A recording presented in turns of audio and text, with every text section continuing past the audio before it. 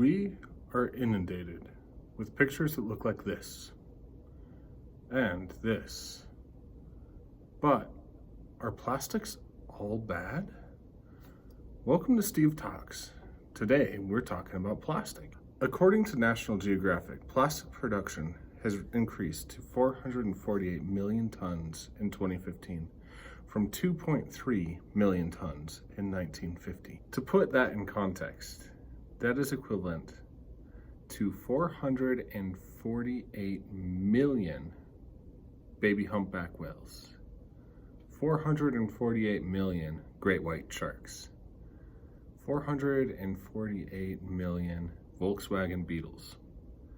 That is a lot of plastic that has been produced in 2015. And it is expected to double by 2050. So, how is plastic made? Oil or natural gas is refined into ethane and propane. This ethane and propane is exposed to heat to make ethylene or propylene.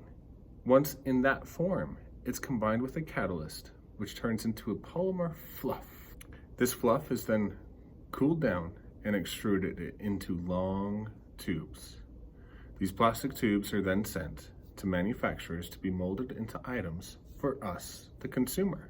40% of plastic produced is single use.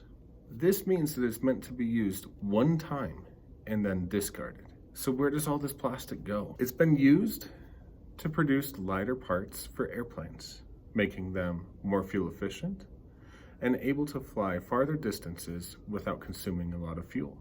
They have been used in the construction industry as molds, safety equipment, and building materials. They're found in our electronics, in our electronic items. From the phone that I'm recording this on to my wristwatch, it's found in all of these. It's found in packaging for items. This is the largest portion of plastic produced and thrown away. It's found in the automobile industry, in our bumpers, lighting fixtures, dashboards, and seats. Anything to make the car lighter and more fuel efficient. It's found in the production of green energy, from wind turbine parts to solar panels, and even wave booms. It is furniture. Schools use plastic chairs. IKEA uses plastic in its chairs. We use it all over the place in our furniture. And lastly, it's used in our medical and military goods. From sterilized packaging to safety equipment, it is used all across the medical and military industries. So let's take a look at the good and the bad. Plastics are an amazing technology which has made our lives exponentially better. They help with sterility in the medical industry, lighten the frames of our cars, buses, and planes, help us produce cleaner energy, help us with water, food, and resource storage. They are the backbone of our electronics and technology gear. Our greed has led us to actually abuse the use of these plastics. We have started to make cheaper plastics and market it for everything we consume. Single-use plastic has become a way of life, from the beverages we consume to the food that we eat. We even see it in packaging for our vegetables and organically grown produce.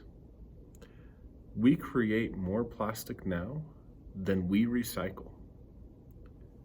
But it is recyclable, right? According to an article published by NPR, only 5% of all plastic we send away to be recycled actually ends up recycled. It is extremely expensive to sort and clean. Every time that a plastic is reheated to be remolded into something else, it becomes more toxic. Different types of plastics can't be mixed together. So yes, it is recyclable. But it's still cheaper to make new plastics than to recycle what we have, which might be why developed nations have been sending their plastic waste to developing nations. So next time you grab a water or a plastic wrapped food, remember, it has a 95% chance of ending up in a landfill. How bad is plastic pollution? It is the most prominent form of pollution in the continents of Africa and Asia. A single-use plastic bag has a lifespan of just minutes to hours, but it can take up to 100+ years to break down fully. 8 million, with an M, million pounds of plastic end up in our oceans every single year. That is equivalent to 5 kitchen-sized trash bags full of plastic on every foot of every beach globally. So what can you do about plastic pollution? 1. Get a reusable water bottle. 2. Use a canvas shopping bag for your groceries. And 3. Be very selective in what you choose to buy. Buy glass or aluminum over plastic. Choose foods wrapped in plant-sourced plastics if you can. And try to wear natural fiber clothing. I know, if you watch this video, you can see that I'm wearing a golf shirt and a hat that is clearly not made of organic material. It's hard, and I can and should do better. If you'd like to read more about plastic, check out the sources at the end of this video. And we'll see you next time on Steve Talks.